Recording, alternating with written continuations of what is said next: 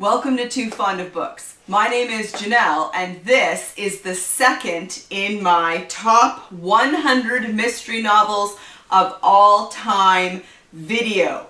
In the previous video, I looked at books 100 to 81 on the list to see which I had read, which I hadn't read yet but I owned, which I hadn't read yet but I don't own, and which I am not interested in.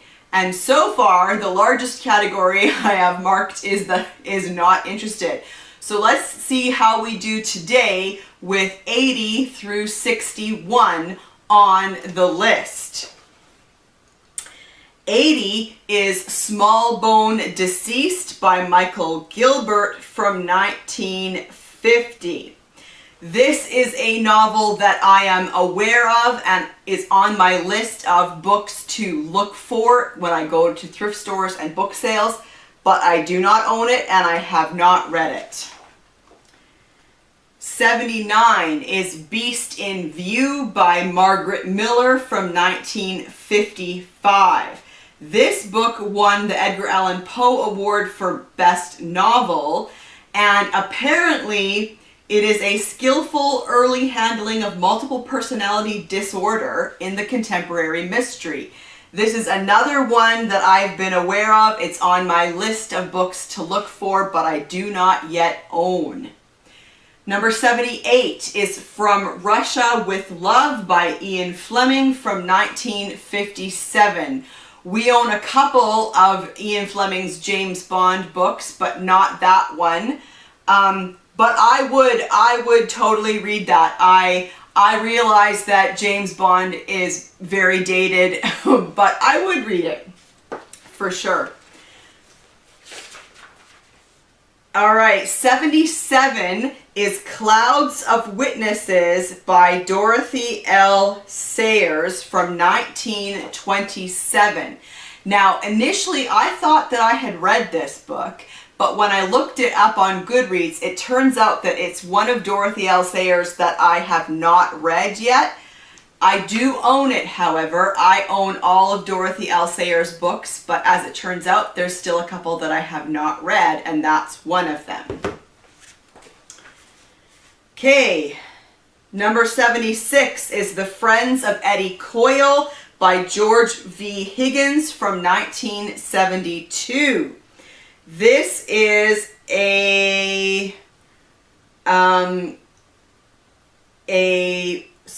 what's the word that I'm looking for? I think it's a legal thriller. I had never heard of this before, and I don't think I'm super interested in reading it. Oh, and in case I didn't show the book where this is all coming from, this is the top 100 mystery novels of all time, as selected by the Mystery Writers of America, and this book was published in 1995. Number 75 is Little Caesar by W.R. Burnett from 1929, and this is considered, in this book it says that it is the first important book about gangsters. Now, I am not super interested in books about gangsters. However, it's the first one, it says, and it's from 1929, and so I will put on it as not owned TBR. Alright, 74 is Last Seen Wearing by Hilary Waugh from 1952. This is a book about the disappearance of a college girl in Massachusetts. I don't own it, but I would read it, so not owned TBR. 1973 is A Time to Kill by John Grisham from 1989. I have totally read that book. I love it. It's one of my favorite Grishams. I've read pretty much all of John Grisham, and I really did like that one.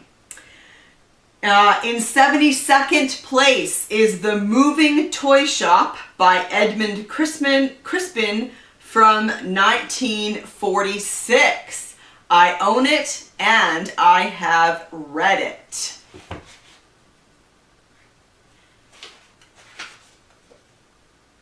'71 is The Talented Mr Ripley by Patricia Highsmith from 1959.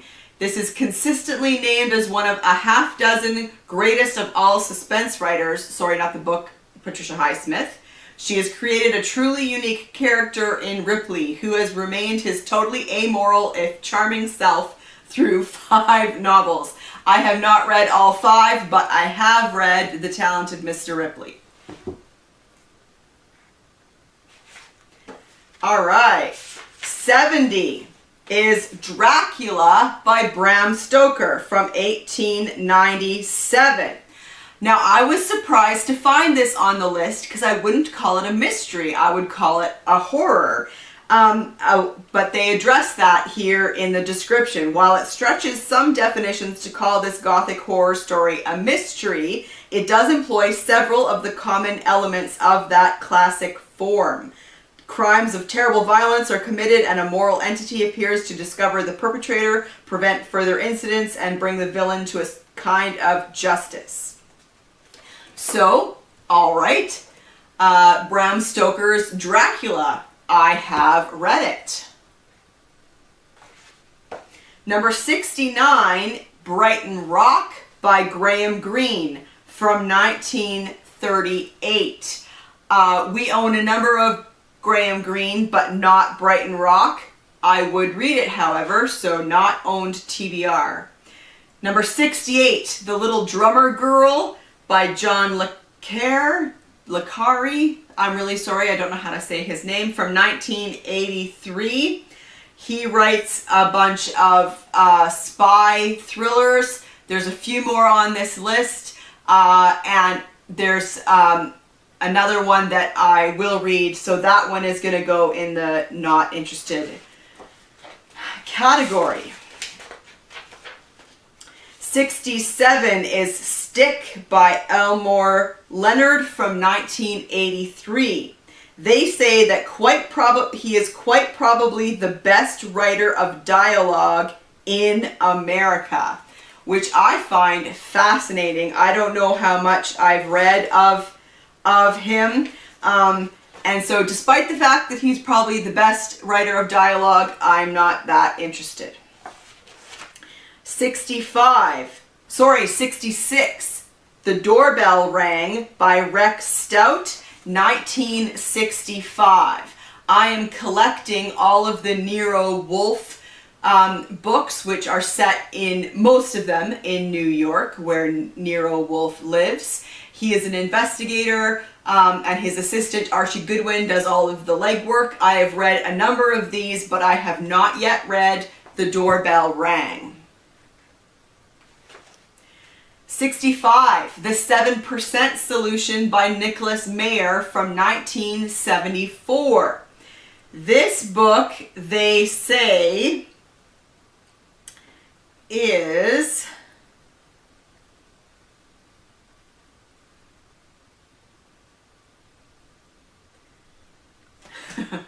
all right, I'm just going to read this little description because this is funny. This newly discovered manuscript of Dr. John H. Watson, in which a hitherto unknown adventure of Sherlock Holmes is recounted, was deservedly loathed by Sherlock Holmes aficionados immediately upon publication. The way in which Holmes is portrayed borders on sacrilege. The problem, of course, is that the book is wonderfully written, original, exciting, and went on to sell, deservedly, 2 million copies.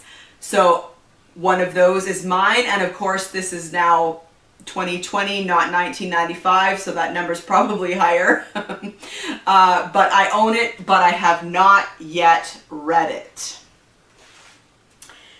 Number 64 is Ashendon by W. Somerset Maugham from 1928. And this is a spy thriller, and I have not yet read it, but I would be very interested in reading that. Number 63.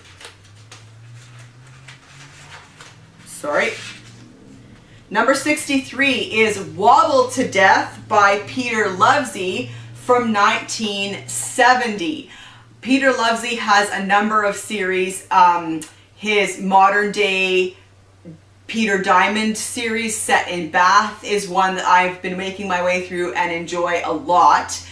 This Wobble to Death is a historical mystery series that he wrote, and this is the first one. And I am super interested in reading it. I just have not got around to it yet. 62, The Mystery of Edwin Drood by Charles Dickens, 1870. Here is my very battered old copy of The Mystery of Edwin Drood. I have looked at it, but I have not yet read it.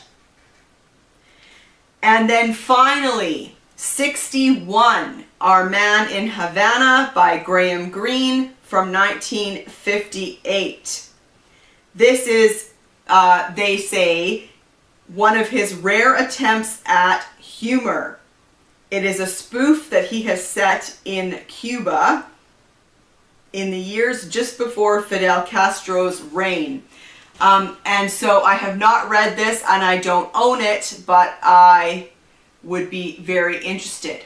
So we have now looked at 40 books on the list of the 100 greatest mystery novels of all time. So far, I have read 8 of them. I own 6 of them that I have not yet read. I don't own 14 of them that I want to read, and I am not interested in 13 of them. So this is where we stand so far. Have you read any of these books? Do you think they deserve to be on this list? And have you been thinking about which might be in the top 10? I'd love to hear in the comments below what you think might appear in the top 10 100 mystery books of all time. And I'll see you in the next one very soon. Bye.